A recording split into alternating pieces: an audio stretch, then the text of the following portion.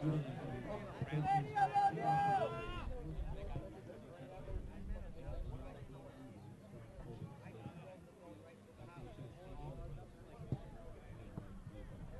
we ran that way and then went this way? We won't run the front. I'm saying like around, like.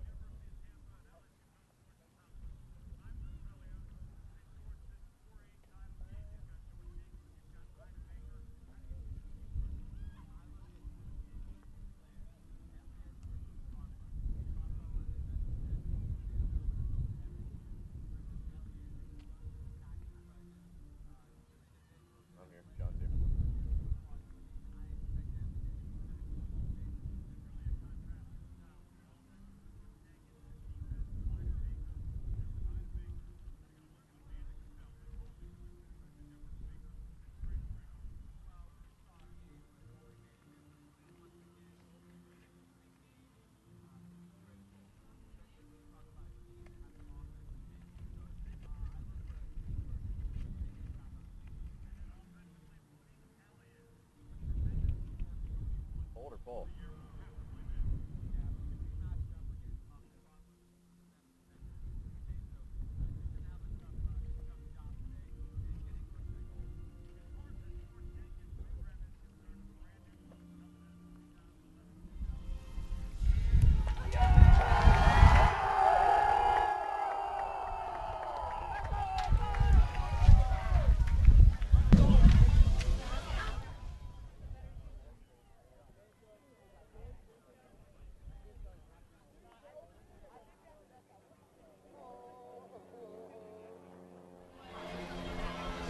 A pleasant good afternoon and welcome to Corbett Stadium on the campus of the University of South Florida in Tampa.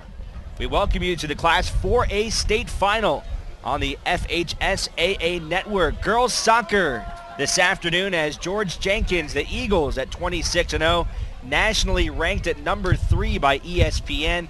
They take on Ida Baker, the Bulldogs from Lee County. They're 25-2-4. Thanks for joining us here today on the FHSAA Network. I'm Alex Margulies, joined alongside Teresa Patterson. And Teresa, not to be too cliche, but we really do have a David versus Goliath type matchup here today. Jenkins, just such a powerhouse the last few years, and the number 3 team in the United States according to ESPN. They're loaded on both sides. And then you've got Ida Baker, a team that has never been to a state title game, a very experienced team, but a team that's never been here before. Yeah, it really is. It's that new kids on the block versus been there, done that. Although Jenkins has a new coach, the core of the team has been in Final Fours before. So it's going to be interesting to see how experience, although Jenkins' roster is younger, how experience at this venue and at this competition is going to help or hurt each of these teams. There's a look at George Jenkins huddled up. They're in white and black.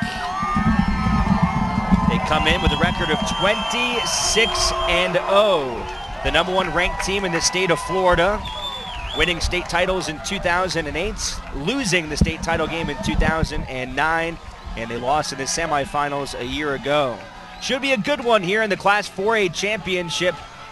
Thanks again for joining us on the FHSAA Network. The Ida Baker Bulldogs from Cape Coral, Florida, they're in blue and white, and they will kick off. Well, Ida Baker has a very aggressive lineup for this kickoff. I've never seen 8 players on the midfield stripe before, ever in my coaching career, so this is a unique situation. I think they're going for it from the beginning. That was a look at Tori Abnathy just a few seconds ago. She is a lethal scorer committed to Florida State University. The senior has 48 goals this year and 122 shots on goal. She will look to be a big factor here today for Jenkins. Yeah, she's supremely talented. She has a teammate, too. Casey Scarpa is going to join her at Florida State. So I've seen the Florida State coach in the stadium, and I know that he's going to be excited to watch these 2 talented players, knowing that they'll be competing in Tallahassee next fall. George Jenkins, in a lot of ways, keeping it in the family. 3 different sets of sisters on their club. As we take a look at Ida Baker's goalie, Amanda Copal, a transfer from Cape Coral High School. Her first year at Ida Baker. She's been outstanding this season as the goalkeeper, a real difference maker, and a big reason why the Bulldogs are in this state title game. Yeah, Coach Dave Trapowski from Ida Baker just sings the praises of the impact that Copal has had on this team, almost like she was the missing piece, and kind of explains their success for the impact she's made and helped shoring up their defense. So we are underway in the 4A title game here in Tampa, Florida. Again, Jenkins in white pushing the ball downfield. There is Tori Abnathy. You saw the first shirt pull of the match, and it's not a surprise that Tori Abernathy was the victim, so to speak. She's a handful, so athletic and technical. I'm not sure Ida Baker has one player that can equal her, so you'll look for some double teams and physical play against her. Crossing toward the middle early for Jenkins, an opportunity, and it's scooped up by Copal. Oh, and good distribution by Copal. It looks like she wants her team to help keep possession by choosing to distribute with their hands instead of punting it against this strong wind. That's a good decision. Baker trying to push it down. It's intercepted by Jenkins. Casey Scarpa, one of 3 Scarpas on the team, joined by her sisters Sandy and Jessie. We'll be hearing that name quite a bit here today. Yeah, Jessie Scarpa, I believe, is the middle sister, and she scored the game-winning goal against Fleming in the regional final game. So these family, I know this family from the Olympic Development Program. All the sisters are very talented, and I know the family's very into Lakeland FC soccer, building the soccer community within their region. FC is football club. That's a big thing we'll be talking about a lot on the broadcast is how impactful the club soccer scene is on high school in the state of Florida especially. And in a lot of ways, club soccer is more important to the girls and their development as a player, but the big difference in high school we talked about is the camaraderie and the chance to win a championship and get some hardware. Oh, yes, it's all about the rings, isn't it? And state champions in club, they go on and compete on the regional level and the national level, and they get trophies. But in high school soccer, the state championship is the culmination. It's the highest honor you can receive, and because of that, we have the Ball 4 representative here ready to hand his business card to the winning team so they can get those rings. That's always a very exciting moment when you get the piece of hardware for winning the big game. Stoppage here early at 37 minutes left in the first half. Great crowd for this 4A game, especially for Ida Baker. They are very well represented here. A lot of blue in the stands here at Corbett Stadium. I'm impressed. Their Ida Baker fans definitely have shown up in numbers, and they have the furthest drive. Lakeland's just right here in our Tampa Bay region. So you have to give credit that school's hanging their hat on this soccer team's success. Tori Abernathy pushing the ball down the field, intercepted by the Bulldogs. Again, Ida Baker in blue and white. George Jenkins, the national power, in white and black.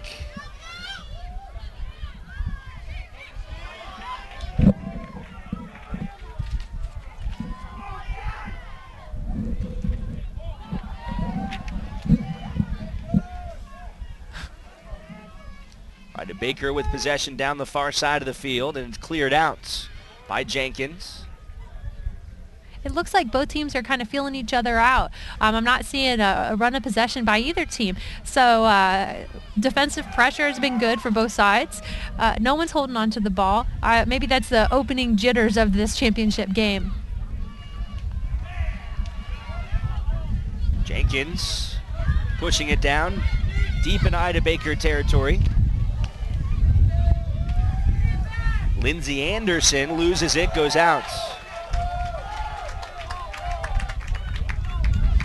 Jenkins fans are calling for a quarter kick there, but the official was there to signal it will be a goal kick, and it looks like Amanda Copal will take that into the win. Let's see her strategy with this. It's a big factor. If you're just joining us here today with the state championships, we just wrapped up the 3A game. It has been very cold and very windy here in Tampa. Wind was a huge factor in the first game between American Heritage Plantation and Ponte Vedra. It was the Sharks of Ponte Vedra winning in penalty kicks for the 3A title. A very exciting finish after neither team could get that golden goal in first or second overtime. Yeah, that's a very disciplined Ponte Vedra team. They were so prepared for those penalty kicks. You hate to see a game decided that way, but they took advantage of the opportunity to win it in that fashion. The game ended 1-1 in regulation, and then Ponte Vedra winning 4-1 in penalty kicks. Tori Abernathy, look at that speed down the sideline, trying to get something going for her team. Crosses towards the middle. That's dangerous ball. And a good job by Copal coming out and grabbing it. Wow, Copal did a great job dealing with that cross. Notice that she attacked the ball and dealt with it before her near post. That's excellent tactical decision making there. Good boot out towards the middle of the field, and Ida Baker trying to push it down into Jenkins' defensive end.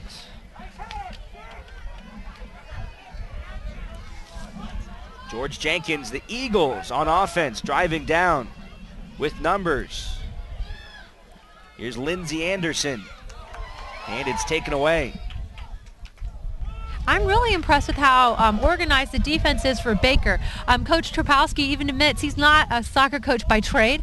He's an educator, and he's coached hockey his whole life. So maybe he's taking those defensive lessons that he learned as a hockey coach and applying them here as far as organization. But so far, they seem very organized in the back. Dave Trepkowski in his 7th season with the Bulldogs. Hard tackle there, and it's going to go against Ida Baker. It'll be a set piece early on for George Jenkins.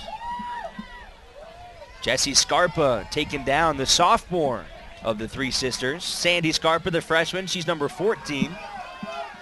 And the third sister, Casey Scarpa, she's the senior, along with Tori Abnathing heading to Florida State University next season. And we see Brie Vidal lining up. I think she's going to just try to take a straight crack at this and have a direct shot on goal. It is a direct infraction. Vidal with a nice shot and a good job by Copal in the nets. You know, as a coach, I always like to see the first set piece, making the opposing goalkeeper deal with it, making sure it's on frame, and Brie Vidal did just that. But it was a pretty easy save for Amanda Copal. She gets it all the way out towards midfield, but Jenkins pushing it right back down into Ida Baker territory. Knudstrup passes it off towards Emily Rice. Rice keeping possession with Jenkins.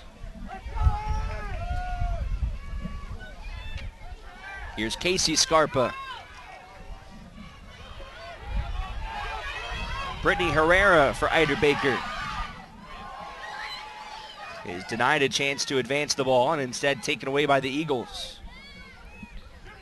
Jessie Scarpa boots it down the sideline. Lindsay Anderson watches that one go out of bounds. To give you an idea how chilly it is, you can see on the screen behind the net, you can see some folks there with a pink blanket today. I wish I had that pink blanket. I would do anything for that pink blanket right now. Yeah, we're kind of exposed to the wind. We're in the wind tunnel. No, there they are. And there's no sun getting to us. Here's a great shot of those kids out there having a great time here today at the championships. Maybe when they leave, we can bribe them for that blanket for the next game, huh? Anybody who wants to volunteer a blanket in between games, we certainly will not turn you away. We each need our own personal blanket. Share. Okay. Now, one thing I know about Jenkins is they do have a long throw. And Emily Rice, you can see the team's adjusting. And on a day like today, this could be like a cross. Look at that. She just whipped it in. That's so dangerous. Throwing by Gofar. Now she approaches it, kicks it towards the side, and it'll go out.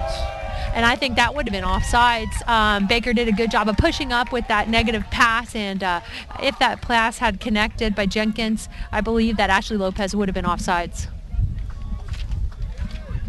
Now this is a good time to talk about that coach, a first-year coach, Marissa Casbor. Alex, you know a little bit about her, don't you? Well, it's her first season. She played at Florida State, so it's some good connection to recruit some of her players there. And obviously, she's done an outstanding job. I mean, to go 26-0 in your first season, that speaks volumes of what you're doing as a coach. Amazing, right? I saw her college coach in the stands and talked to him before the game, and he just had so many fabulous things to say about her. That as a player for the Seminoles, she just was such a coachable young lady, knows the game. She really maximized her ability. Did it the hard way, but was a huge factor for the Seminoles' success. And it's great to see former players out here making an impact as coaches. Oh, she's one of the youngest coaches in the tournament, if not the youngest. She was the 2006 Hillsborough Player of the Year by the St. Pete Times, which is now the Tampa Times. So, I mean, she's a recent player in this area and certainly already making an impact as a coach.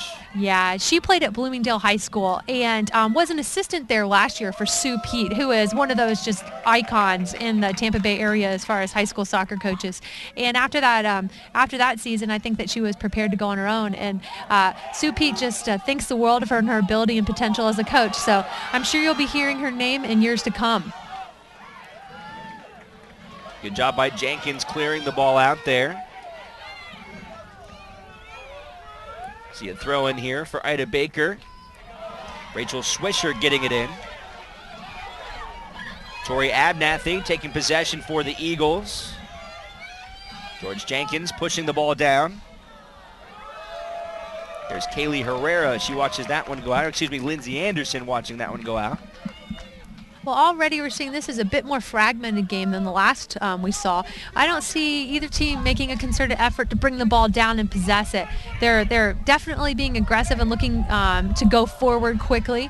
I wonder if they'll be able to make that pace of the game last, or if they're going to settle down and try to possess the ball at all. A little over 11 minutes in to the first half of this game. Still no score between the Ida Baker Bulldogs and the George Jenkins Eagles. And there's Casey Scarpa dealing with an Ida Baker threat. Coach Casper really credits her for solidifying the defense here, and it says she's a real big reason why they've been undefeated. Casey Scarpa clears it for Lindsay Anderson. Jenkins with numbers driving down the field. And Baker will send it back the other way. And there's Jessie Scarpa. She reads things so well there in the center midfield. Emily Rice. Forced out of bounds by Frances Farella. Oh,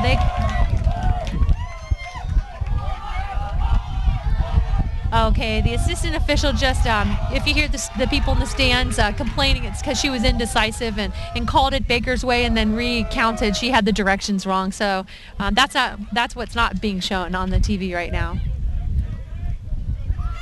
Throw in for Jenkins. That was Emily Rice. Now Rice booting in it, goes off the shoulder. Wow, again, you're seeing a coach that's really, so to speak, coached their team up when it comes to set pieces. Throw-ins, Baker was looking for a long throw-in, and when they gave the distance, they had Scarpa available for a potential cross. Baker able to clear it out of the box. Possible chance to counter here. Shannon Pearl across midfield. Shannon Pearl's got some speed. Centers it towards Monique Elliott, but it's taken away by Jenkins. Yeah, by Casey Scarpa. Again, well read. Yeah, Brie Vidal early in that play, she committed herself and guessed wrong as far as intercepting that pass to Ida Baker's talented forward, Shannon Pearl. Here's Jessie Scarpa. And too much foot there trying to connect with Lindsay Anderson as that one goes out of bounds.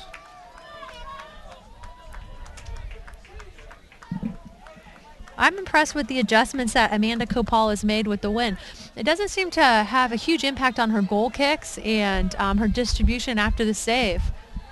There's a great look at the Ida Baker faithful. In big numbers, say, look at all that blue in the stands here today, making the drive from Cape Coral, Florida, about 2.5 hours south of here.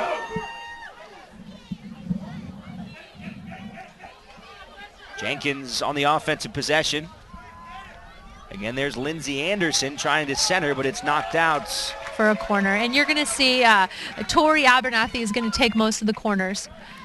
I saw her warming up on this side of the field. I believe she'll serve it with her left foot.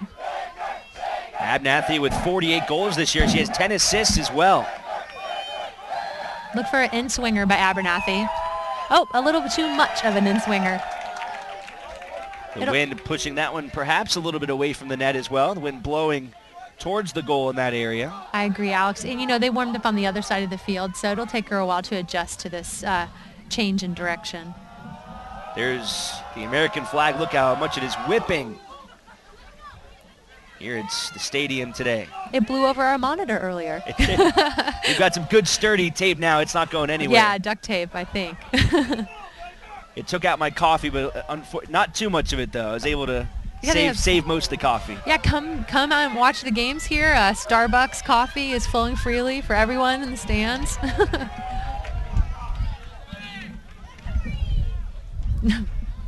25 minutes left here in the first half of play. No score still between Baker and Jenkins. Throw in coming up here for Emily Rice, who really rifles it in there. This is dangerous. Chance for Jenkins, and it goes out. You know, there's a couple strategies with those throws. It seems like Jenkins is just loading up their players in the box and just saying we're going to be taller and fight for it and battle. There's not really timing of runs. It'd be interesting to see if they switch and actually have people start outside of the box and going to the target area. Maybe they'll have more success. Kopow with a strong kick. And it's headed right back to her.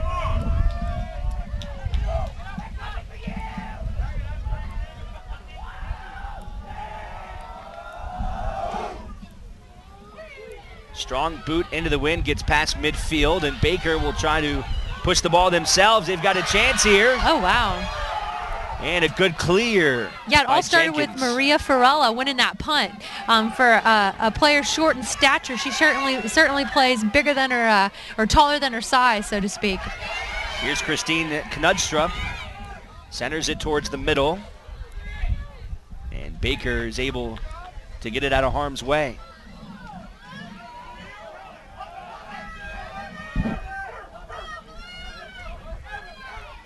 Jenkins has had most of the possession, but Ida Baker has done a pretty good job defensively so far. That's really the side of the game that their coach hangs his hat on. Dave Trepkowski was talking a lot about defense coming into this game, and they're a team that hangs their hat on defense. He said defense wins championships. We've always had a strong defense. If you want to win, you got to start from the back forward. I've heard that before in lots of sports. Just ask the Giants, huh? Sure. Yeah, I'm really impressed with Baker. I got to be honest, I didn't think athletically they would match up as well with Jenkins as they do. This is a battle. This is a battle.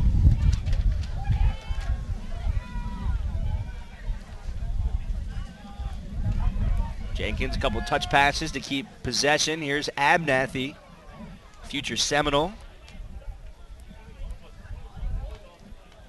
Getting set up just outside the box. You know, one big difference I noticed in this game as opposed to the last game that we saw is the movement off the ball is pretty stagnant. I have to say American Heritage Plantation did a fantastic job of moving off the ball and offering more than one option to the player when they have possession of the ball. And I think Jenkins will be able to maximize its talent when it does.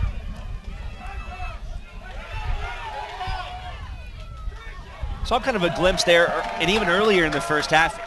To me, it really seems like Ida Baker could have an opportunity for some counterplay here today. They do have some pretty fast forwards, and with all the focus on the defensive end, I guess, for them, it seems like something might open up for them at some point. Absolutely. Like I said, from my research, we haven't seen any tape on Ida Baker. They haven't been here before, but I wasn't aware that they had that counterattack type speed. But if you look at Monique Elliott, she's just as fast as any Jenkins player. I really think they have the opportunity to get behind. Throw in from Peyton Van Horn, sails out of bounds, and Jenkins will take over possession. Nearly halfway through the first half of play in the 4A state championship game, still no score. Strong throw in there, and Baker will just head it right back out of bounds. That was Van Horn, the senior midfielder. Rice gets it into Abernathy, trying to get some space. She sends it out towards Ashley Lopez, and Lopez cannot catch up to it. It goes out of bounds. Big difference here today between these two teams, Teresa. Ida Baker, a lot of seniors on this roster.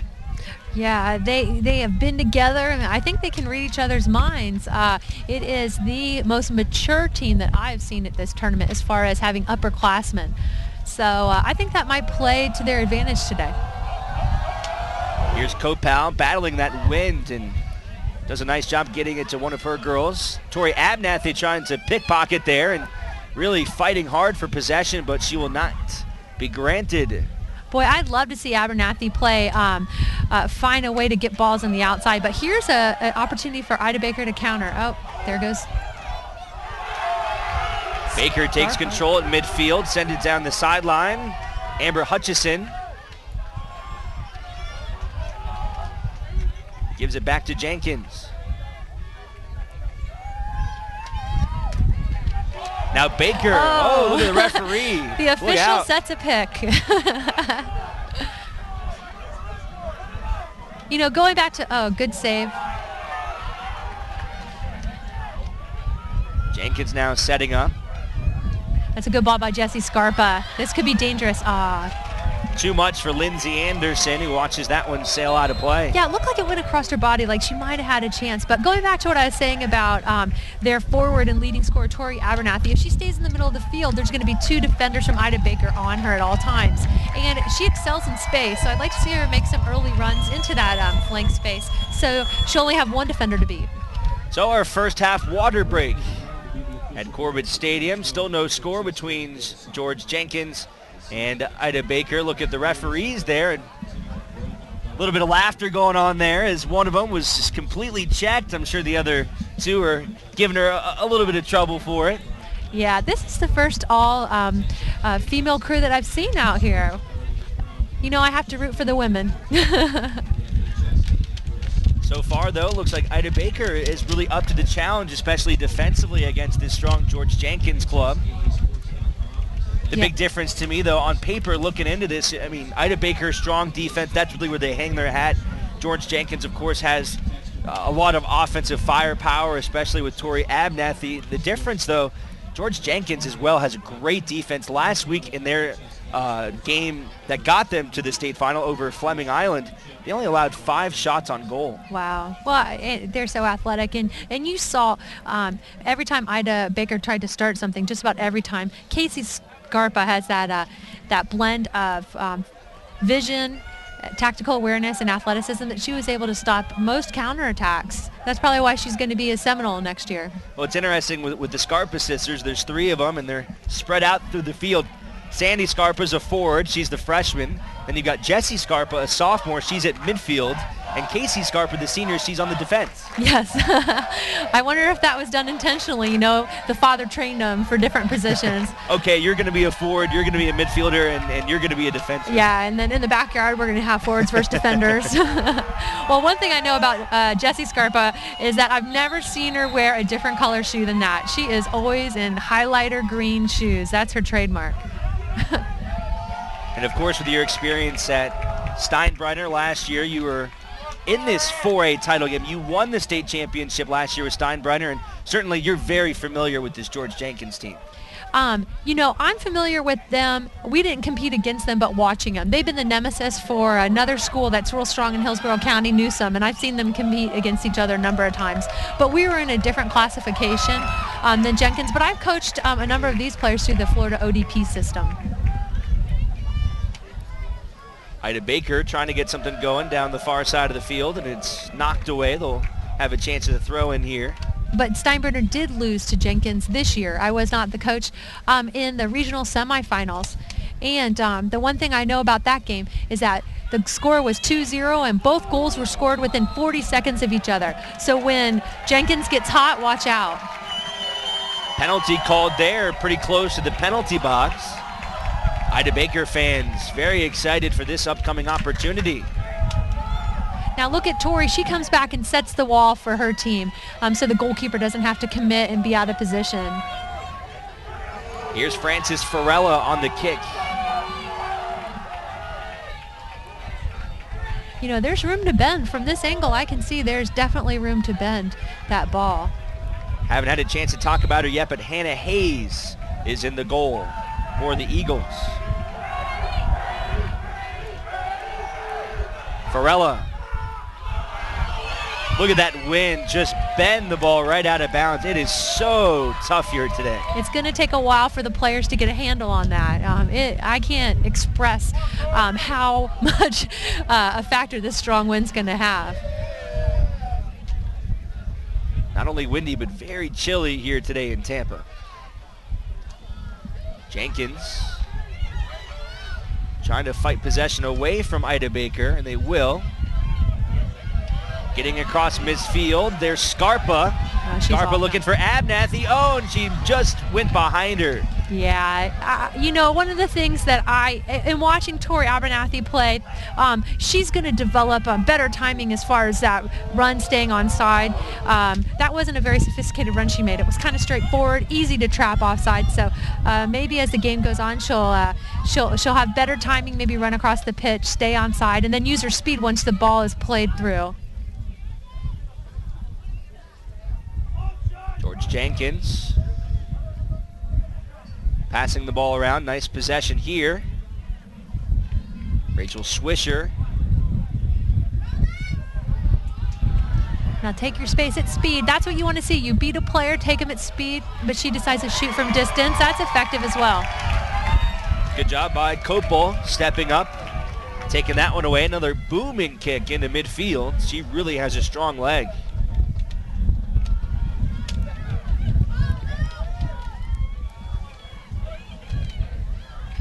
Here's Abernathy.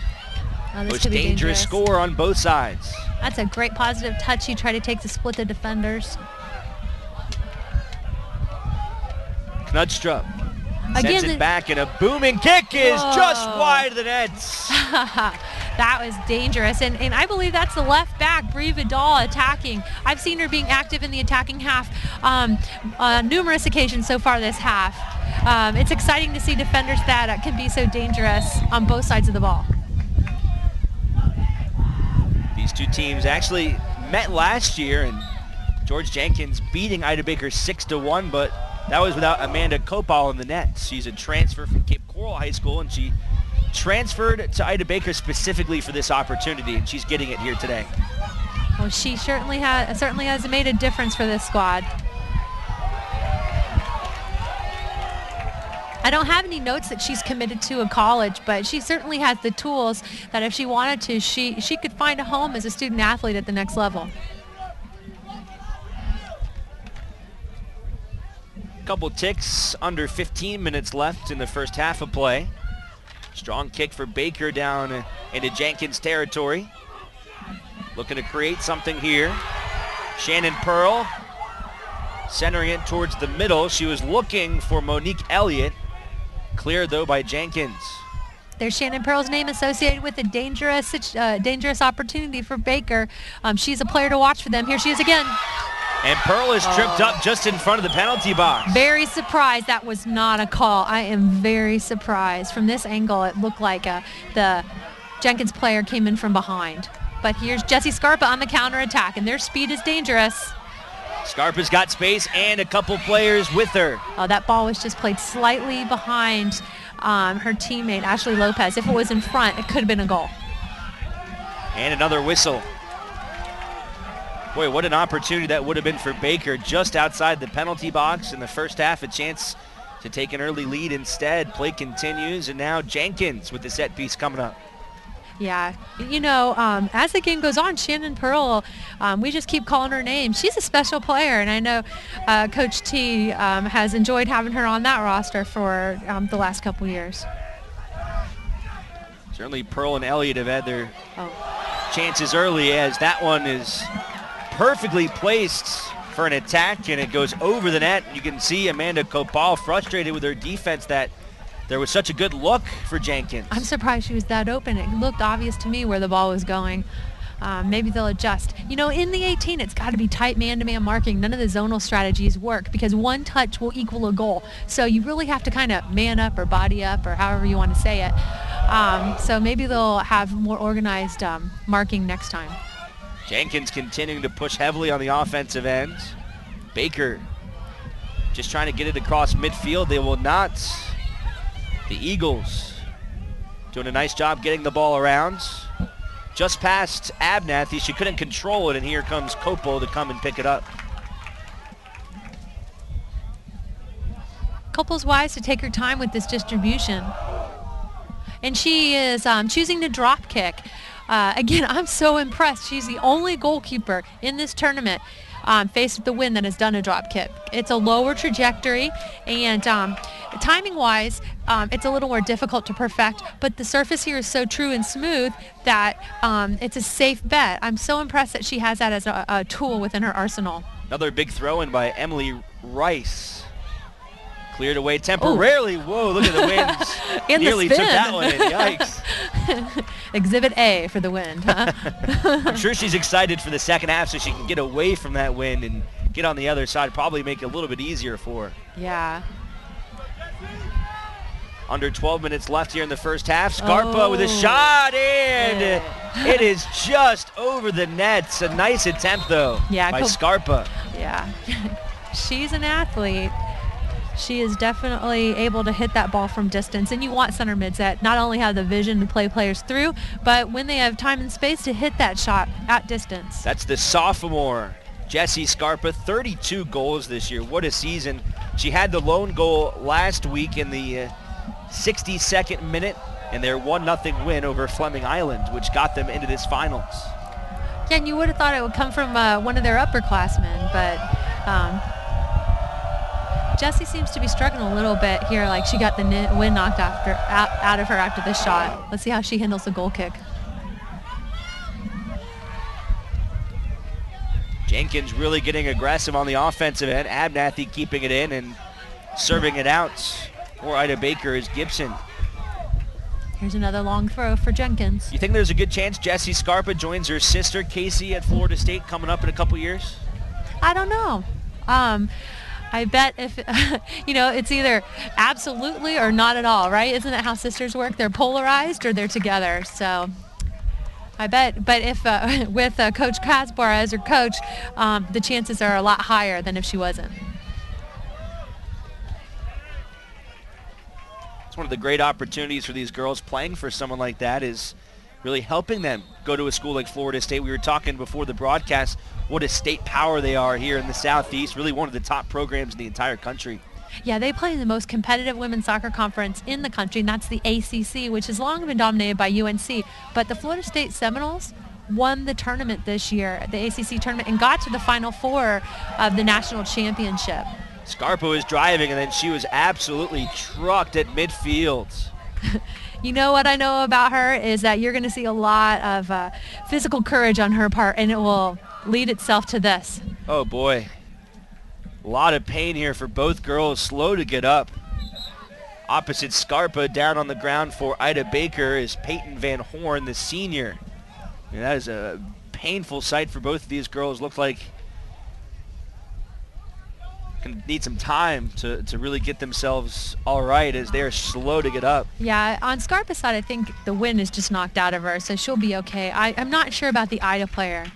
It looks like she may have got hit somewhere in the ribs, to be honest with you. It was a high contact, and to me, it may be a rib injury. You hope that she's okay and can continue to play here today, but obviously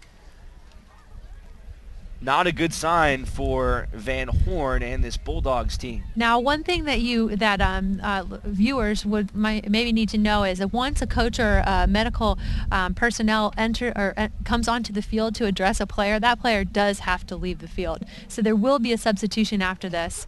Gosh, this looks like it might be like her knee or her ankle. Well, Teresa, would they be allowed to re-enter the game at some point if they were okay, or once they're out, do they have to stay out? No, there's unlimited substitution in high school, but they can re-enter. They just have to wait for another dead ball opportunity to enter, which could take forever on this wide field. Well, you could tell right away with Van Horn. I mean, it was more than just getting the wind knocked out of her, like you said. I mean, he was clearly in a lot of pain. I think you're right. It looks to be an ankle or a knee injury, and she needs some help getting off the field. Yeah, you hate to see that. But everybody in the stands is giving her the much-deserved applause, and hopefully they'll find out that it's not as bad as it looks right now, and she can return.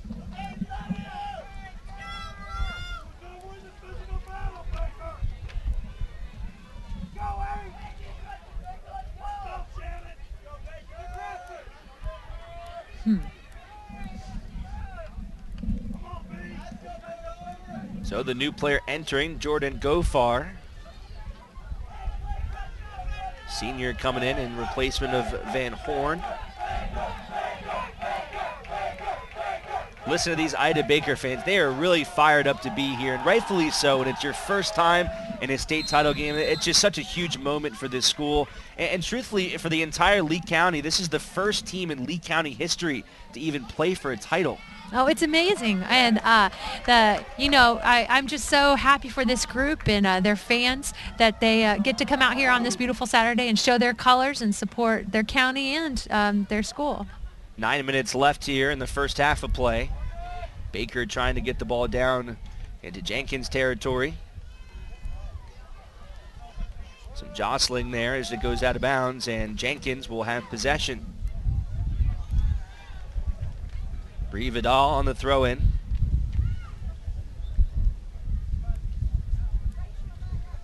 And it'll go right back to her. Just across midfield, Abernathy heading it straight up in the air. And now the Bulldogs trying to force it in. They've really had a tough time getting in against the Eagles. Just such a strong defensive unit. Again, only allowed 5 shots on goal in the entire game against Fleming Island in last week's 1-0 victory. Abernathy trying to get possession, forced out of bounds by the Bulldogs.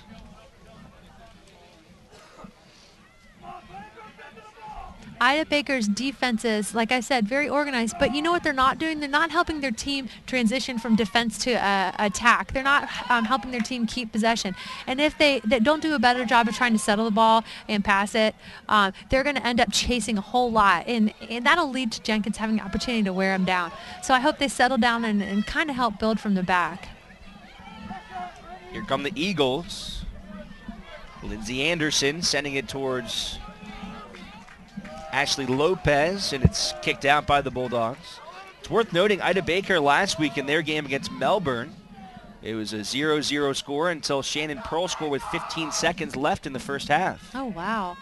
You know, Melbourne has been a perennially nationally ranked program. Oh, heads up play by Kopal. She really tried to, she saw the ball was going to go out and was going to be a corner kick, and she tried to save it to no avail. Let's see if Abernathy makes adjustments to the win this time. Another interesting note with that, there was only one shot on goal in the first half for the Bulldogs in that game, and it was the goal with 15 seconds left. Oh, wow. That's efficient. Oh. Chance there for Jenkins, and a good defensive effort by the Bulldogs to knock it out of bounds. Another corner kick coming up for the Eagles. I like Jenkins that ratio. Eagles, yes. One shot to one goal. It's pretty good if you're going to take one shot and make it count, yeah. right?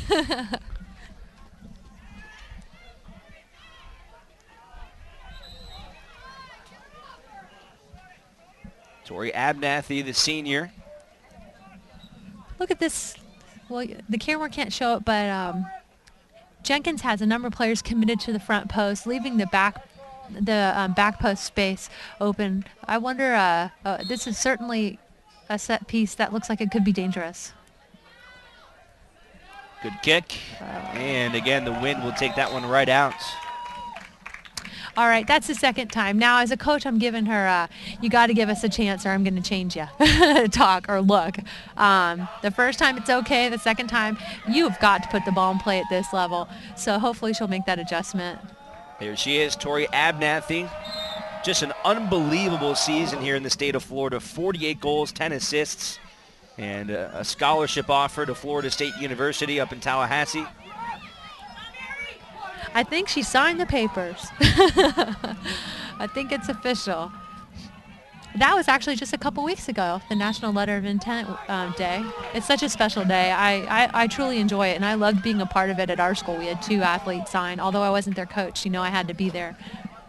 It's a culmination of all this hard work. Well, it's exciting to see girls go on and have a chance to, especially to play at such a high level of soccer, and not only to get themselves a great education because they're so good at the sport they love. Yeah, it is. It's this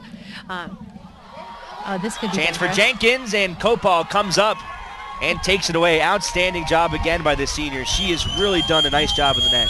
Wow, and she handled that with her feet. I'm so impressed with her athleticism. Most goalkeepers would have used their hands and been on the ground, but she just dealt with it cleanly, helped her team keep possession. Really the way I've taken away from Kopal so far, she's very savvy. Savvy and athletic. I mean, like I said, I don't know why I don't have notes about her committing someplace. She has the tools to play at another level, at the next level, I mean. Bulldogs trying to create an opportunity here late in the first half.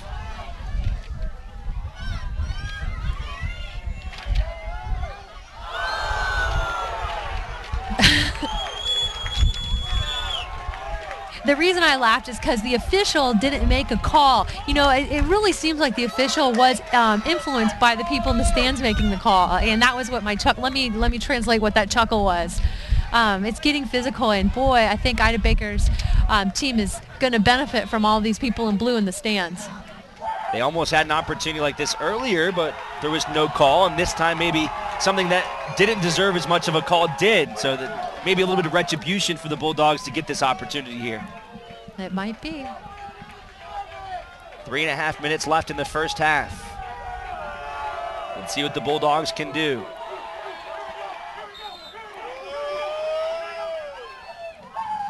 Strong kick, and it'll sail with the wind over the head of Hannah Hayes. That was only the second shot on goal that the Bulldogs have had here in the first half.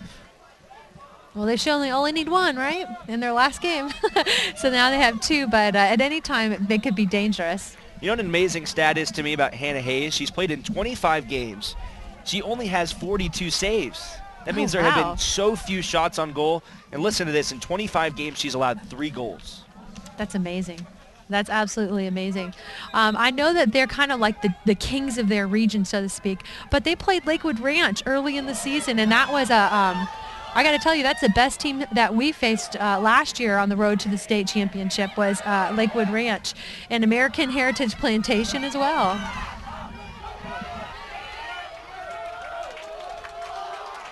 Plantation, who we saw in the 3A game, their only loss this year came to this Jenkins club.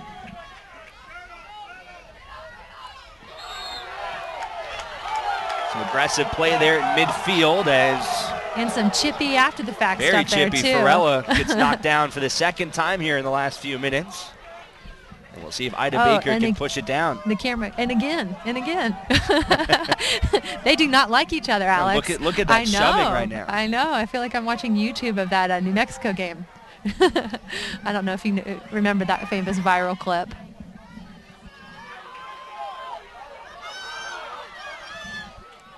Elliott trying to take the ball back for Baker. Instead, the Eagles will take possession. George Jenkins in whites with silver lettering. Finally, I'm seeing a midfielder connect with the back. Pushing it across. And this is going to be good for them. Anderson towards the middle. Lopez loses it, and Baker sends it across midfield. Shannon Pearl. Now to Elliott.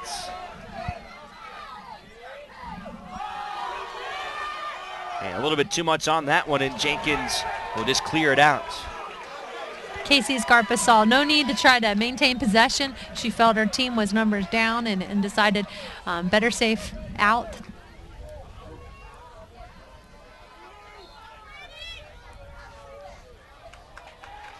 Under a minute to play here in the first half. Let's see if Ida Baker can have some similar magic that they had in the semifinals against Melbourne when they got a goal with 15 seconds left. Here comes Farella. It's a two-person wall. And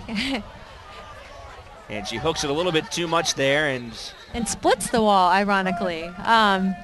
Yeah, that's they must respect their ability to shoot direct kicks. Jenkins must, to commit 2 players at that distance in a wall. Final seconds here of the first half. No score between the Bulldogs and the Eagles as Hannah Hayes takes her time and watches the clock wind down. And there's the whistle. So Hayes will not even attempt the kick. That is the end of the first half of the FHSAA Class 4A State Girls Soccer Championship. It's been a tight one so far between the Ida Baker Bulldogs and the George Jenkins Eagles. We'll take a break for halftime. We'll come back. The second half is next on the FHSAA Network.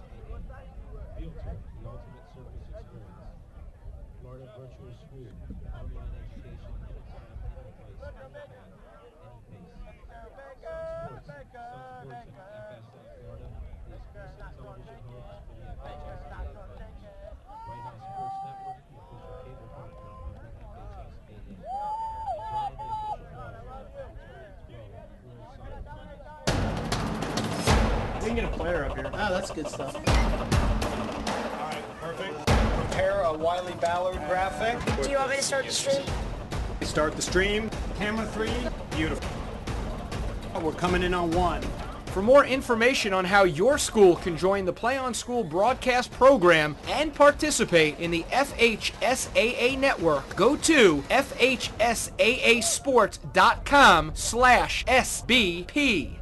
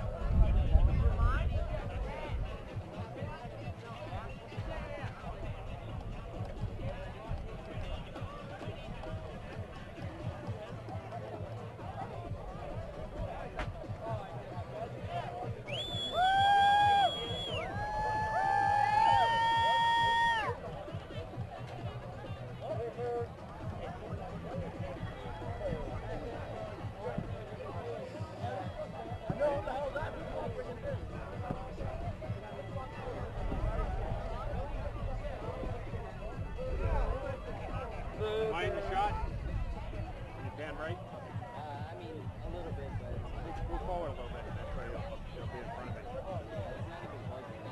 They cut away better. Okay. Move up about 3 feet, and you'll turn. I'll show you whatever it is. And then I get Okay, what? I'll get hit with a throw. And that's all bad? Makes for good television. You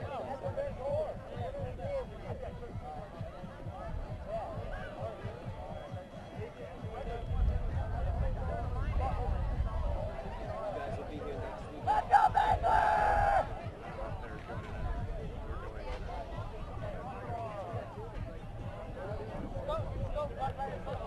I didn't look at the schedule.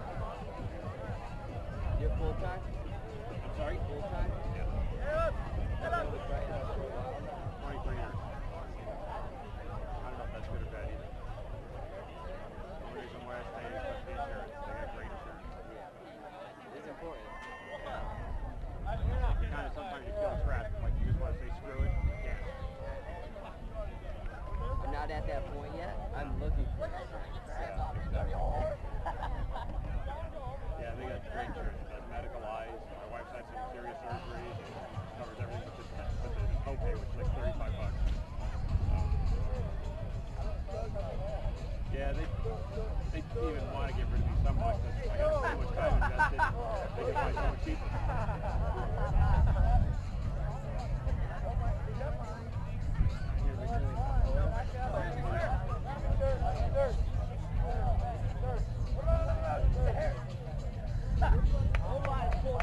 Always a bad hair day.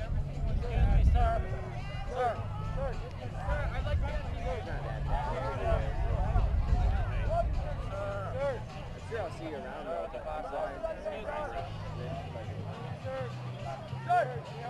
Is Jared here?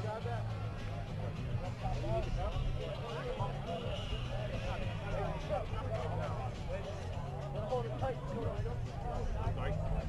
You know, speaking of Jared, I think he's Jared? His name is, you talking about Jeremy? Yeah, he's in Orlando. I don't think he's not going to be on this year.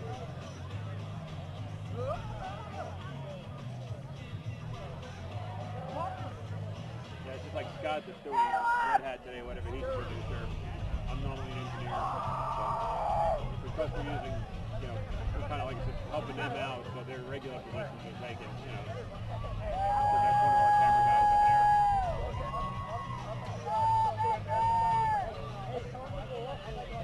The girls could do better if they played the win.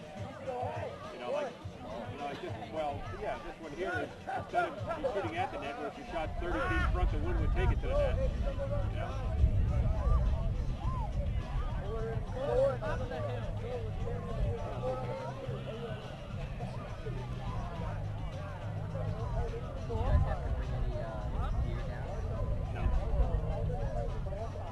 No, we're both pretty self-contained.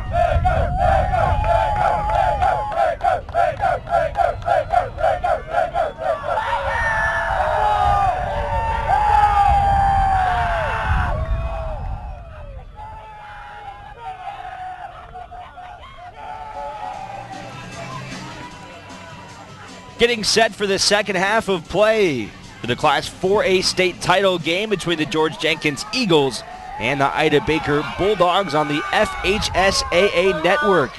Joined alongside Teresa Patterson, I'm Alex Margulies.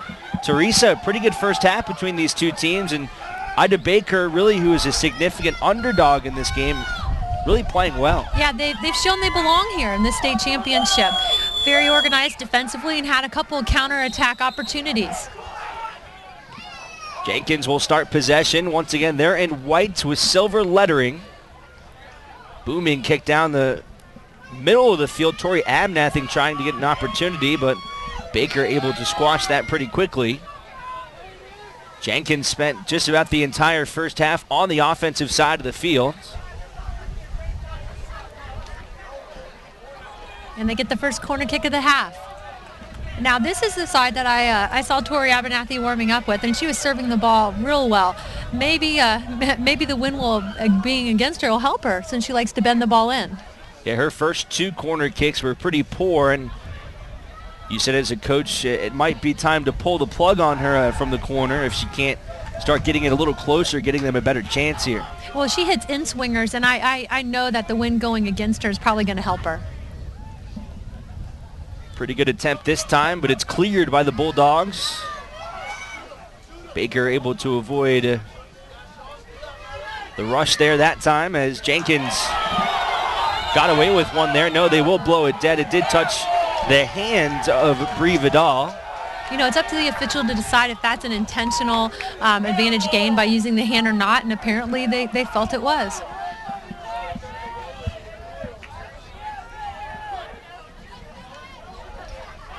Ida Baker Bulldogs from Cape Coral, Florida. 2.5 hours south of here. George Jenkins is from Lakeland, which is about 45 minutes east. And upon further review, there are more Jenkins fans than Baker fans, but the Baker fans are louder. That's why we thought that they were better represented here today. Tori Abnathy unable to get the ball there, cleared away by Baker. Here's Elliott. Elliott sends it down to the far side of the field. Cynthia Paredes with a center kick, and the wind just blew that one way out of play. In case you're just joining us here on the FHSAA network, this is the Class 4A state title game. In the 3A game earlier today, it was the Ponte Vedra Sharks defeating American Heritage Plantation in penalty kicks, 4-1 in those penalty kicks after a 1-1 score. Went into double overtime without anybody winning in sudden death. Another close contest here in Class 4A. It is, and if Jenkins offensively, if their shape continues to be compressed to the near side of the field, that means that their weak side players don't stay wide. Baker's going to have an easy time defending them. It's the shift I've seen with all the teams out here today, getting used to playing on a field that's 80 yards wide. As a coach, you hope you have a facility that helps you to prepare for the different attacking shape you have to have. But like I said, if Jenkins does not adjust, it's going to make Baker's job a lot easier. Baker with only 2 shots on goal in the first half.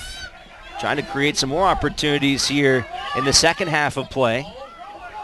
Baker in blue and white on the offensive end right now. There's Shannon Pearl. Pearl really fighting for possession, and she is taken down.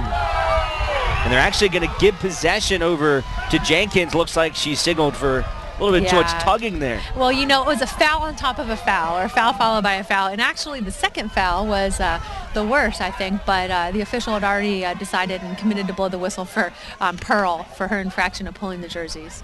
Casey Scarpa with a strong kick deep into Ida Baker territory. Lindsay Anderson. That's a square ball in the middle third. Very dangerous, especially against a team that likes to counter like Baker. Jesse Scarpa now sends it off towards one of the midfielders. Crossing over, there's Emily Rice. Rice gives it to Christine Nudstra. Again, look at all of the Jenkins players. They're all on that right side of the field. There's no one out wide on the left. If they stay compressed, it's gonna be a hard afternoon for them. A good stay, 0-0.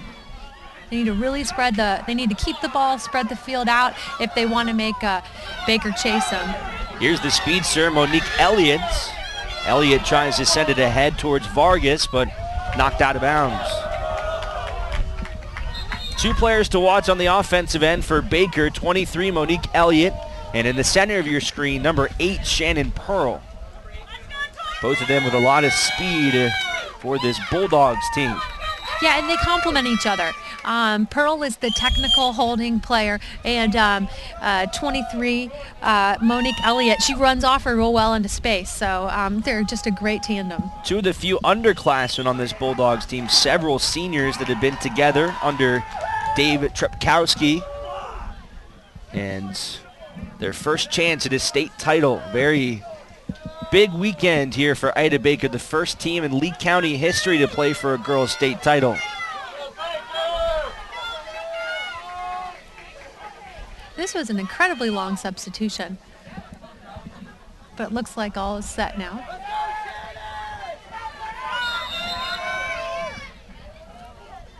Throw in from Peyton Van Horn, who's back in the game.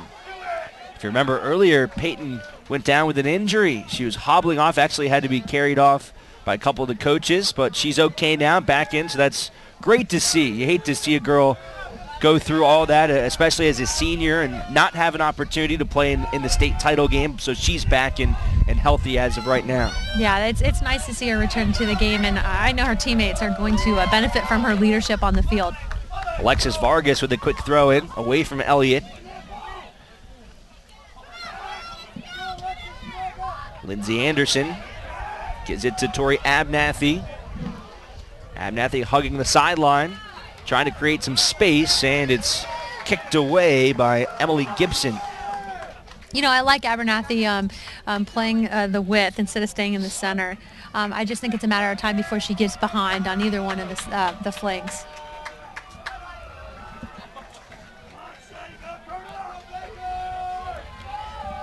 Catherine Lopez on the throw in. Oh, that's a flip throw. That's dangerous. Jenkins trying to set something up. Lopez towards the middle. It's cleared by Baker. Here's Shannon Pearl.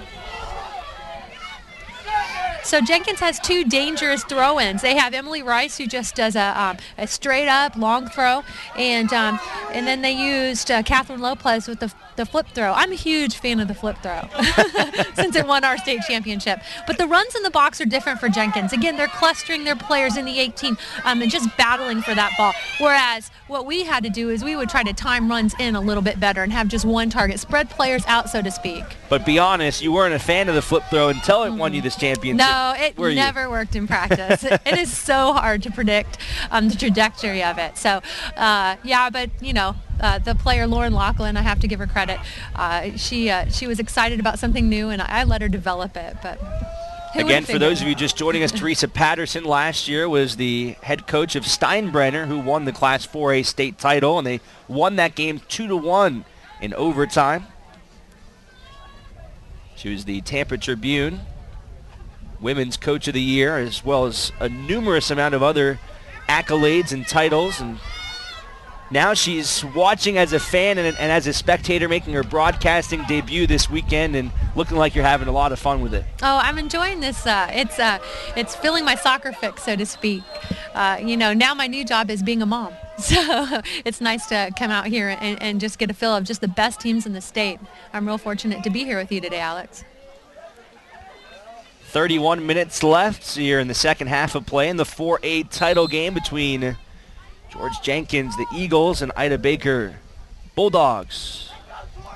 Here today, Baker's first appearance in the state title game. George Jenkins has been here a few times. They won the state title in 2008. They lost in 2009. You know, I'm starting to think Coach T's strategy is to make the game go fast. And by that, what I mean is sub a lot, shorten the game, slow it down, because his goalkeeper's so talented. Maybe he wants it to go to penalty kicks. I've never seen so many substitutions in a state championship. It might be strategic. Definitely a very defense-focused team. Talked about, you know, some of the cliches, defense wins championships, but really, Coach is really depending on playing good defense here to win this one. Well, this is the defensive struggle of the tournament so far. There's Jessie Scarpa again in a physical battle. I told you we're going to be talking about her a lot when it comes to fouls. Oh, that's a great quick restart by Jenkins. Here's Lauren Green on the far side of the field. Intercepted. Shannon Pearl gets it out to the middle. Jenkins has a chance here. And it goes just wide of the net. An opportunity for the Eagles. That was Ashley Lopez. Yeah, it all started with Bree Vidal. What a great read she made. She stepped up and beat the Ida Baker player to the ball and was able to serve it into her teammate, who almost was aided by the wind. Almost got a goal off that one-touch finish attempt. Here's a goal kick from Amanda Kopal.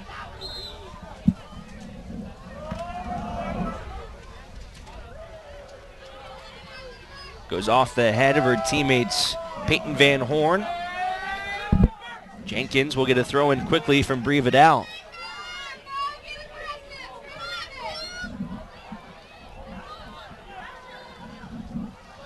Okay, there's Tori in space.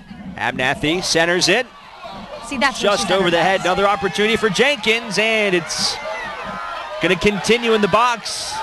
Jenkins unable to connect. That was Lauren Green with an open shot. Well, you know, that now you see why I said I like Tori in space. I like Tori attacking the flanks and not parking it in the middle where there's two defenders. She just excels in getting those crosses off, and she's so fast when there's one defender to beat. That's a scary matchup for anybody, and maybe we'll see more of it.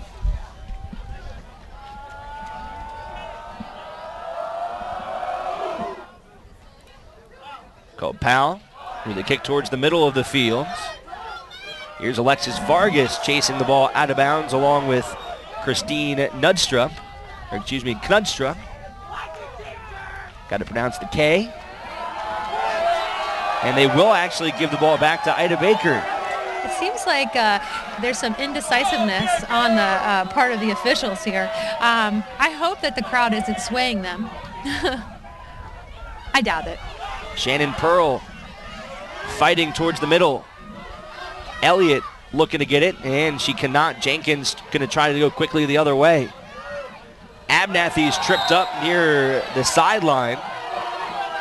Alexis Vargas with the tough defense. And we see Casey Scarpa over the ball. It'll be interesting if she decides to serve it in here against the wind. Casey's the senior of the three girl sisters. Abnathy trying to create an opportunity. Good footwork, tough defense, and a nice job by the Bulldogs to clear that one out of there.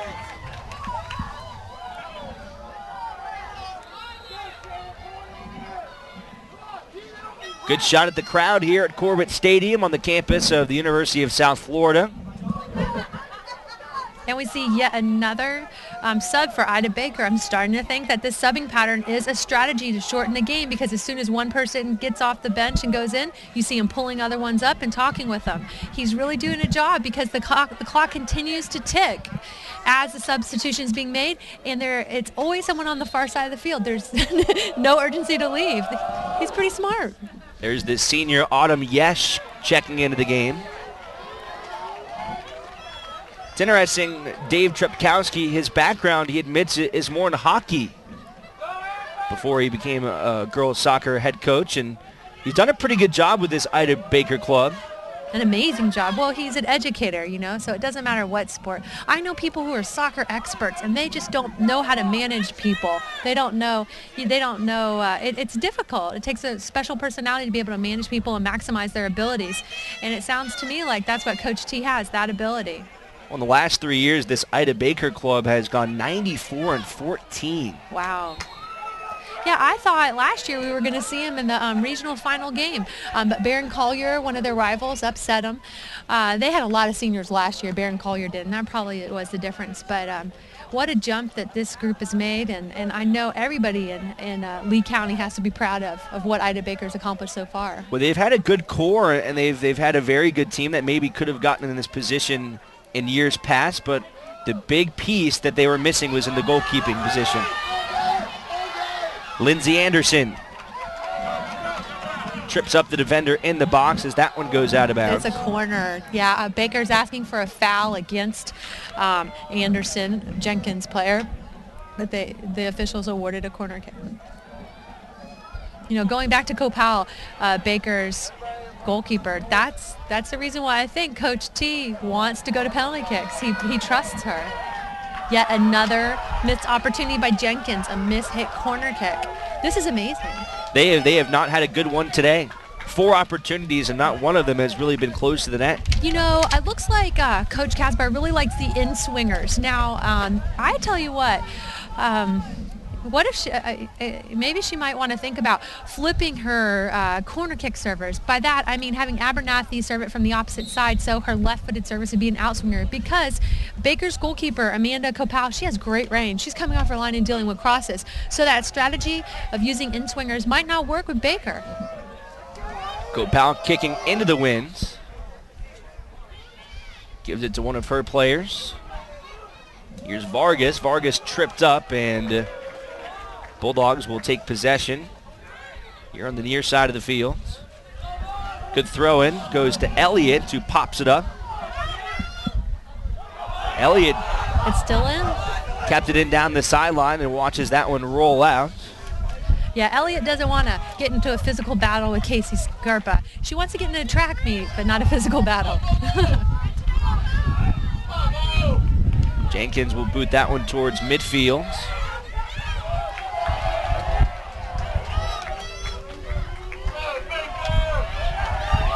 Look at those Baker fans, boy! They are they're really bringing it today. They're helping to elevate their girls soccer team's play.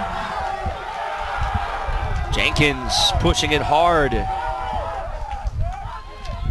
and the Bulldogs will send it back over. It's going to be picked up by Emily Rice.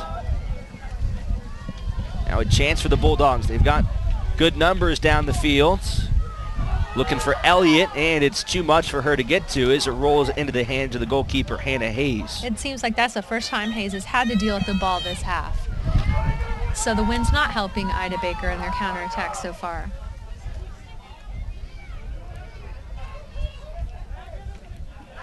That's a little sloppy passes in the back. I'd be careful if I was Jenkins. Shannon Pearl trying to steal the ball there, kicks it out of bounds.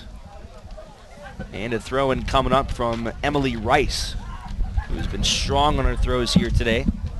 Rice is senior.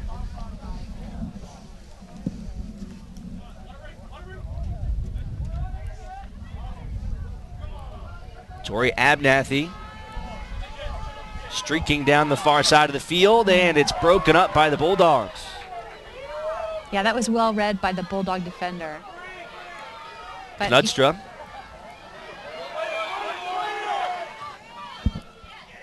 Center pass cleared.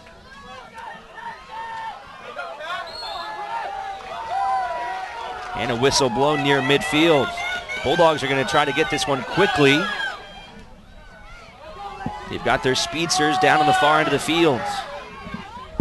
You know, that's a smart strategy for them when they have the opportunity to play fast with set pieces. I think that's a good adjustment by Coach T. That quick restart can be really dangerous, especially when Lakeland has had the run of play and their players are caught up field.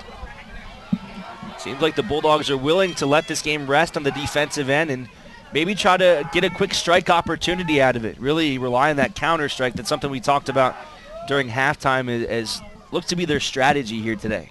It's a smart one. If I were coaching the Bulldogs, I would do the same thing. Play disruptive, and you know you're going to have a limited number of opportunities, and just make the most of them. Make the game smaller by doing things to run the clock out, and it seems like Coach T has his strategy down. I guess the one thing you hope for is that strategy is your defense doesn't wear down, especially if you start getting into overtime play with all these weapons for George Jenkins. All it takes is one slip up. That's a risk. That is a big risk with that strategy.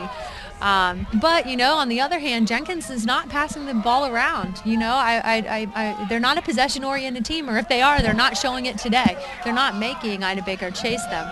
So we'll just wait and see.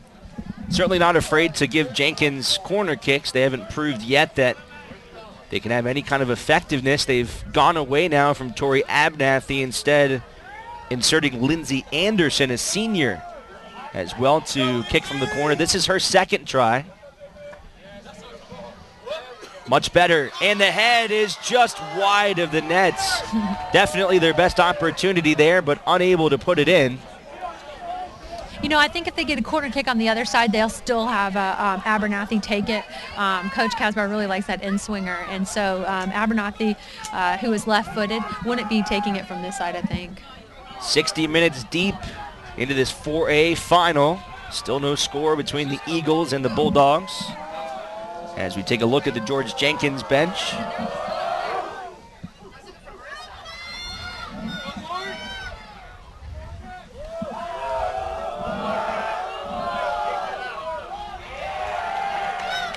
Again, it looks like the crowd may be influencing a close call there.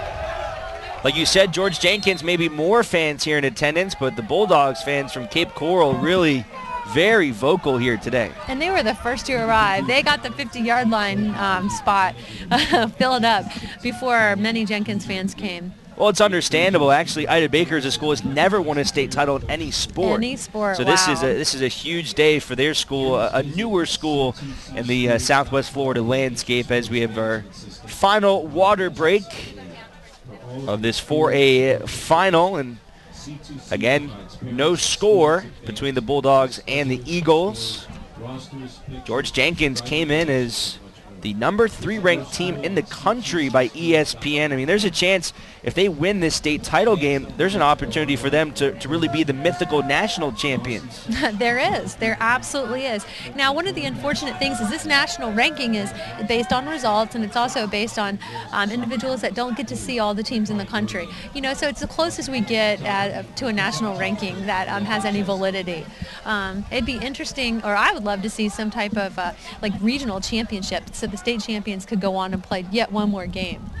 On the flip side, Ida Baker ranks number 5 in the state of Florida by ESPN, and they actually just cracked the national rankings this past week. They were garnered as the number 29 team nationally. Wow, this might be the first Ida Baker team in any sport to be nationally ranked. Coming off a huge win against Melbourne, who had won 2 of the last 3 state championships. They beat them 2-0 in the semifinals. They also beat Seminole 1-0 in double overtime. Seminole's a good team. I've coached against both those teams, and I know how much talent they have. It seems like Coach T's strategy really has worked against some of the toughest schools in our state. On the flip side, the Eagles defeated Fleming Island 1-0 in the semifinals, and they defeated Daytona Beach Seabreeze 3-0 in the regional final. And Fleming Island is another one of those Jacksonville schools that really benefits from that First Coast Soccer Club. We've seen so much talent from what I call the North in this tournament. Ida Baker putting pressure here. Elliott sends it over, an opportunity, and a shot is just wide of the nets. The best opportunity of the game for the Bulldogs. Brittany Herrera's shot goes just left of the net. And we remain tied here. 19 minutes left in regulation. Wow, that had a chance, didn't it? And it got a bunch of people blue standing up here in excitement. She really had a good look at that one. If you would have told me that the Jenkins-Ida Baker game would be 0-0 with 18 minutes left, I think I might have bet you that you'd be incorrect. This has been Quite an impressive performance by the Ida Baker team here today. Well, that's what's great about this sport. You know, it's just a tight contest that on any given day, well, like any sport, but, you know, when you get down to the state title, there's a reason why they've made this state title game, and they're showing that they belong. Yes, they definitely do show that. Look, it looks like Jenkins is playing for a corner kick there. Ashley Lopez, body language had, it looked like she had no interest in trying to beat her. She was definitely going to the end line looking for a corner kick. Nice moves there and a chance. Jenkins unable to connect. What a job by the goalkeeper, Amanda Kopal. Wow, Amanda Kopal came out. Abernathy got through. It looked like it was going to be a sure scoring opportunity, but Abernathy came out, got low, made the goal small, and made it impossible for Abernathy to pass her. She's so quick off the line, Alex. Listen to that Baker crowd erupt. Boy, were they excited about that. Oh. Another corner kick goes off the hand of the keeper, and it's cleared away. Dangerous spot right there for Baker, as Jenkins nearly able to put that one in as well. And slow to get up is Christine Knudstrup.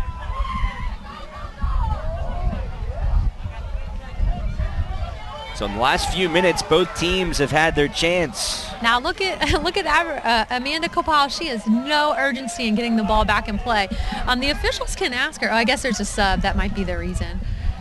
But all game, she's had no urgency in getting the ball back in play. Well, Baker certainly hasn't been urgent with getting their subs in either. They've certainly tried to milk the clock as much as they can. Yeah, I am certain it is his strategy. Eagles with a lot of numbers, driving towards the net. Kopal picks it up. Easy. Great footwork by Kopal.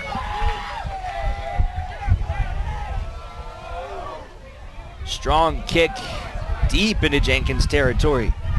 A chance perhaps for the Bulldogs to counter. Jenkins takes it right back though. Driving down the center of the field.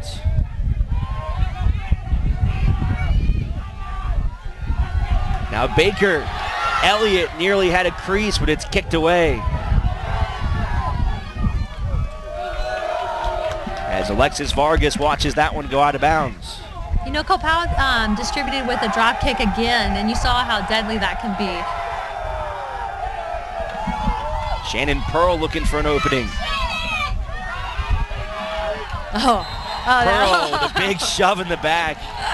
Oh, love it, love it, love it. That's why we play championships, right? To see that kind of spirited play between Pearl and Brie Vidal. Again, there was a foul on top of a foul, there, right? You can only call the first one. You'd expect nothing less from a state title game.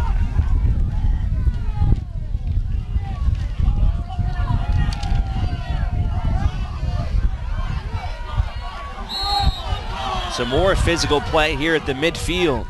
You know whose name I haven't mentioned enough today is Peyton Van Horn. She's a defender for the Bulldogs, but she's just been a force in the air. She's taking care of the height advantage that Jenkins has in many places.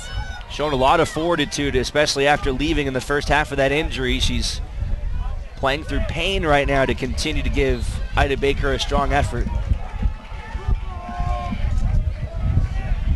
Inside 15 minutes to play here in the second half of the Class 4A title game.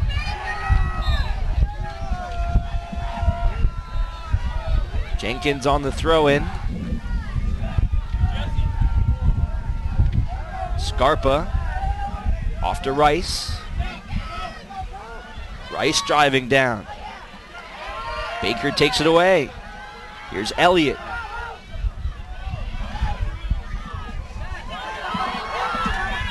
Here come the Bulldogs. Shannon Pearl gets it to Elliott. No penalty there. Another big check, and they'll continue to let it play. Another trip. And now they'll finally blow the whistle. Things getting out of hand there. Yeah, Lopez got a bit reckless there, I would say. It's a heated game. You know, as this game wears on, I feel like Jenkins is tightening up because their decisions in the middle third are being a little more pressed, and that's why Ida Baker's having such success stealing the ball and counterattacking.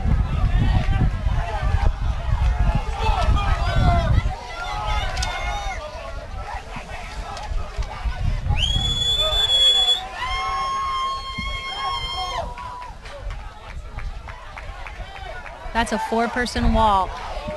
So they must respect Brittany Herrera's ability to put this ball on frame from that distance. The senior Herrera.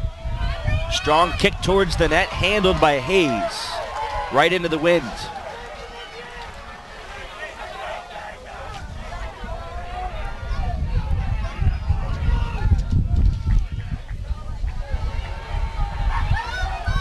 Baker getting the ball back at midfield. Vargas sends it down the sideline. Shannon Pearl giving chase, and she'll watch that one go out. Look, it's another sub for Baker. Another good look at the crowd hanging out in the grass. A lot of sweatshirts and blankets here today. No one's delivered our blankets yet. On a very chilly, windy afternoon here in Tampa, Florida. Not what you'd expect this time of year. It's usually starting to warm up a little bit. It's actually been pretty warm this whole week, and all of a sudden, the whole winter. Starting last night, it got rainy, and then today, very cold and windy here at the University of South Florida, who has been an excellent host for these championships. A beautiful facility here on campus. Baseball stadium's right behind us, and their basketball arena as well nearby. USF, one of the newer universities here in the state, and gorgeous facilities. You know, as I look at these complexes, I just want to give a little, I pay homage to the man who everybody credits to make this upgrade in the facilities possible, and that's Leroy Selman. He was a major booster and helped raise money for USF, and that's why we're at this beautiful complex today. Former Tampa Bay Bucks player who unfortunately passed just a few months ago. And they'll blow that one dead as Maria Farella is slow to get up. The ironic part is in my notes for Baker, they've never received a red card, and they've gotten the Sportsmanship Award every year. So I guess they can play physically but not dirty. But they are quite a physical team. Only 11 minutes left in regulation. We've already seen one game go into overtime. 3A game went into penalty kicks after neither team could connect in single or double OT.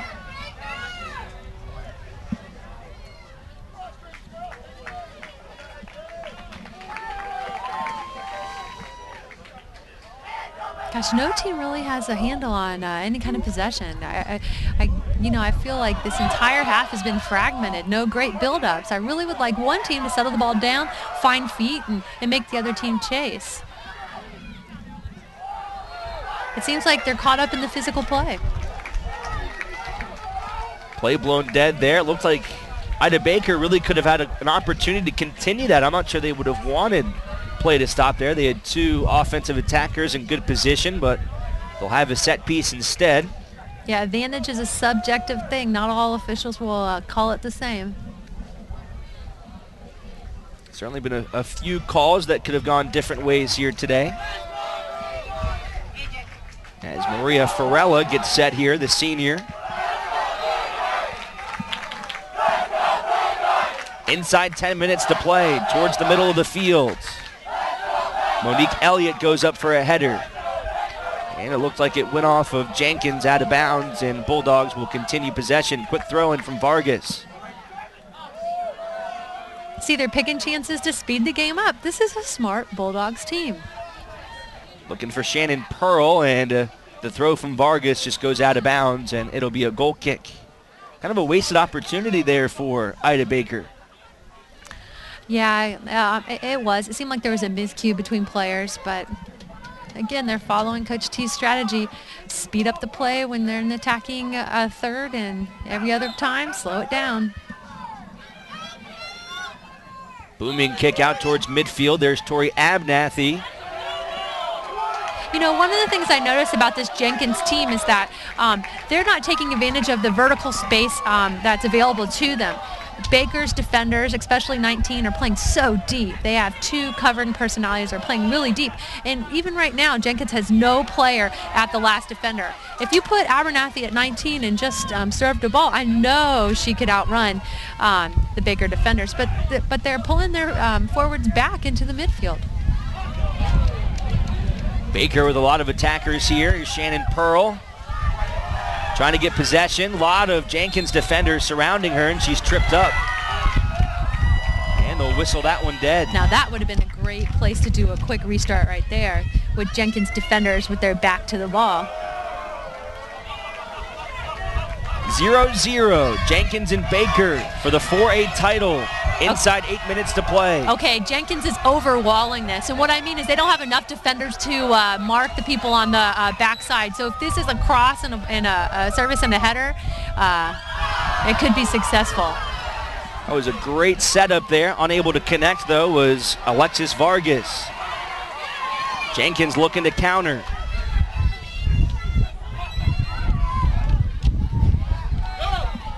Tori Abernathy watches that one go out of bounds.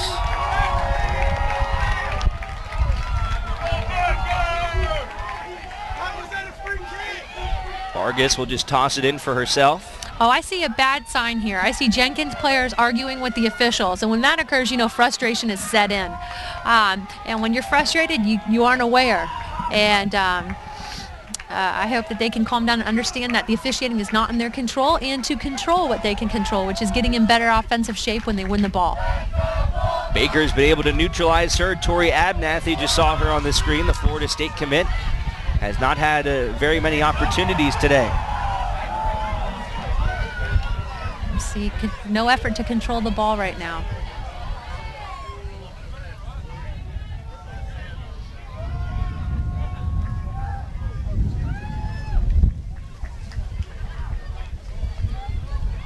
Now Abernathy is with the last defender. I like this shape better. They have her as high as possible. Jessie Scarpa driving down the sideline. Scarpa centers it, and it's knocked out by Baker. They were looking for Abernathy. There you see her, surrounded by 3 defenders as Scarpa is slow to get up. Your checkbook has been found. It is at the ticket booth at the main gate. Looks like maybe some cramping here with 6 minutes left to play. And the officials stopped the clock so that Coach Casmer can come out and address Scarpa. And like you mentioned earlier, she'll have to come off the field, correct? Correct. If they stop the time and a coach comes onto the field, that means Jessie will have to leave. So Teresa, as a former coach, you've been in this position last year. You won the 4A title game in overtime. Really, for both of these teams, what are you saying to your team if you're Dave Trepkowski for Ida Baker, and what are you telling your team if you're Marissa Casbor? I mean, what's kind of the focus here? You know, my focus would be the same message from either coach, and it's that you have a collective experience. Trust what you've accomplished as a team, and rely on that. You've been in every situation and been successful. There's a reason you're here. Relax and play in the present. That's the general statement, I would say. The specifics, if I'm Jenkins, I would say bring the ball down and control it.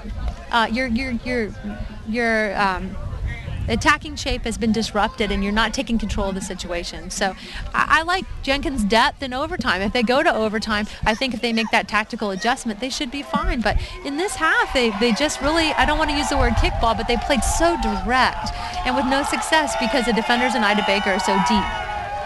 Here's a great look at our crowd here at Corbett Stadium. Look at all those Bulldogs. Very well represented here this afternoon. Ida Baker from Cape Coral in the Southwest Florida area. George Jenkins again from Lakeland, which is about 45 minutes here from Tampa. And here's Abernathy again from this side, serving the ball in with her left foot.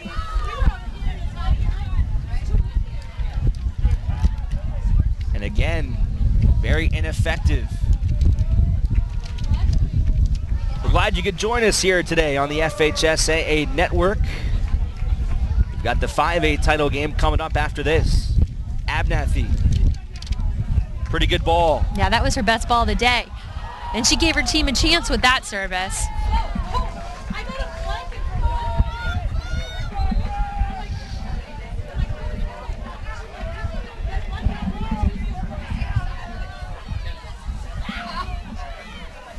Just 5 minutes left in regulation. We'll see if perhaps another game will go into overtime. Yesterday, games were decided so quickly, and today we see the most even matchups in the history of the tournament. It's so exciting. Kopal gets it over to one of her defenders who knocks it out of bounds. Came off the foot of Peyton Van Horn. Here's a throw in from Bree Vidal looking for Tori Abernathy, who can't control it. It goes right back out. And instead, Ida Baker with a throw.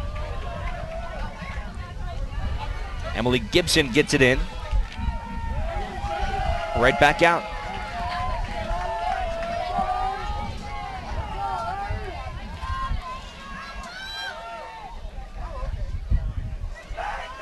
Jenkins trying to create something here with 4 minutes left. Lindsay Anderson giving chase, and it's kicked out of bounds.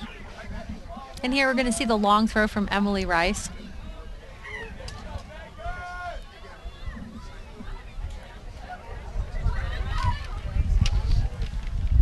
No flip throw this time, a strong one though from Rice. Gets it in the box. But the Eagles unable to control it. I see at that point there were 3 Jenkins players in the box and 5 Ida Baker defenders. They're really committing numbers back. Jenkins has to do something to draw them out.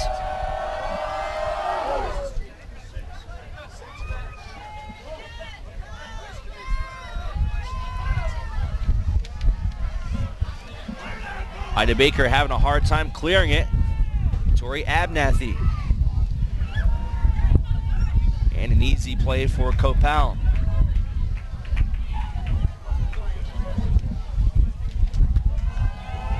Inside 3 minutes left. Kopal with a strong kick. Deep into territory. Here comes Elliott streaking down the middle of the field. Unable to get the opportunity though, as it was kicked away by Casey Scarpa.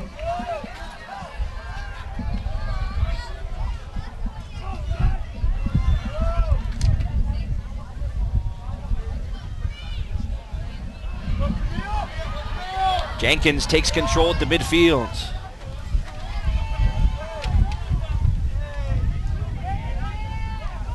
Monique Elliott. Baker sends it towards the middle. Here's Elliott with a chance. And Elliott stops. And it goes in! A goal for Ida Baker. Oh, I said Elliott had the speed, and she showed it there. She's as fast as any Jenkins defender. What an opportunistic finish.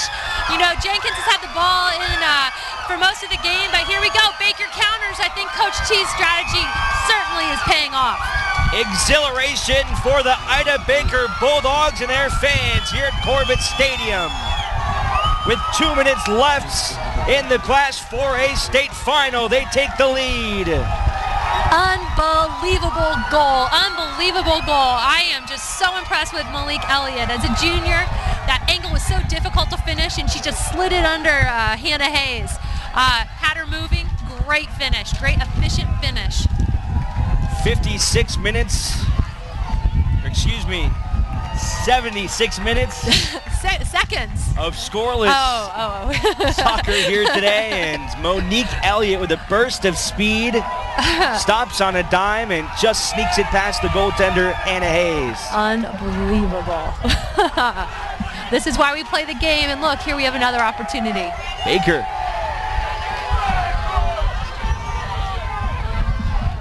Again, the wind in that corner too, perhaps that played part in it. Here's a chance for Jenkins. Kopal hangs on to it. Gosh, I don't know who the MVP should be. Is it Elliott for finishing that goal if they do win, or is it Kopal for keeping him in the game with all of these saves? So many heroes today for Baker, looking for the first state title in any sport in their school's history. And they keep keep taking advantage of the wind, putting the ball deep into Jenkins' half. This is not just for Baker, this is for the entire Southwest Florida region. No girls soccer team has ever won the state title from Lee or Collier County. If they win, this is just efficient. The first team and the first title. Oh wow, I see some Jenkins fans leaving already. It's hard to believe. 35 seconds left. The Bulldogs with possession. Jenkins trying to give it one more shot. Scarpa stays on her feet.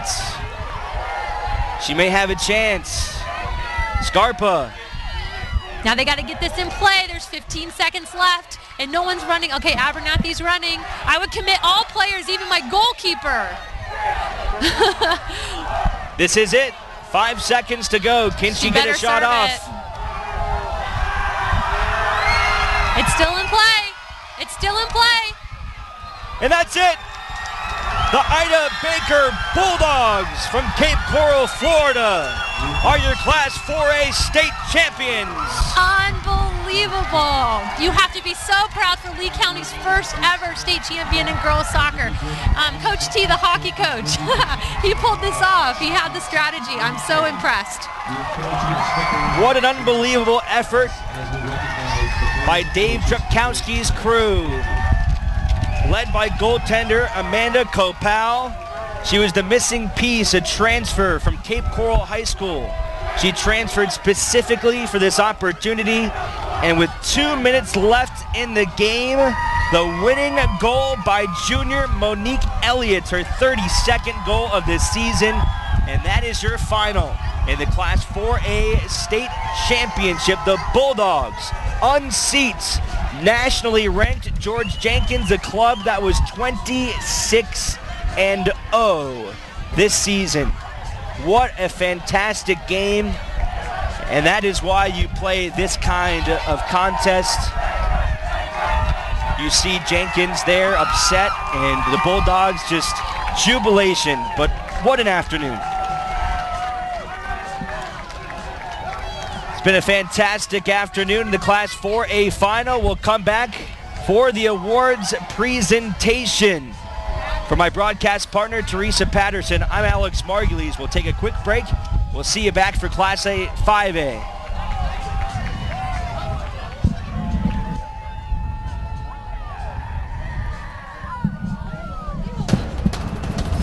We can get a player up here. Wow, that's good stuff.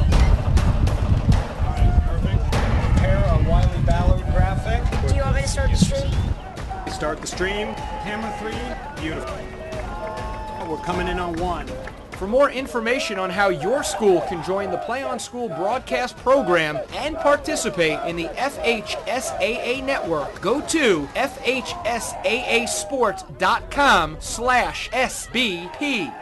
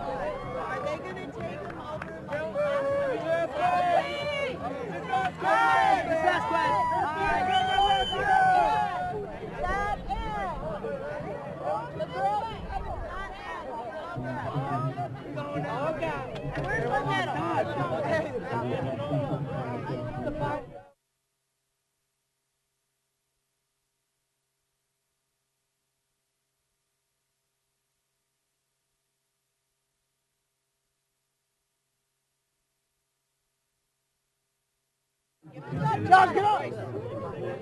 I'll take it.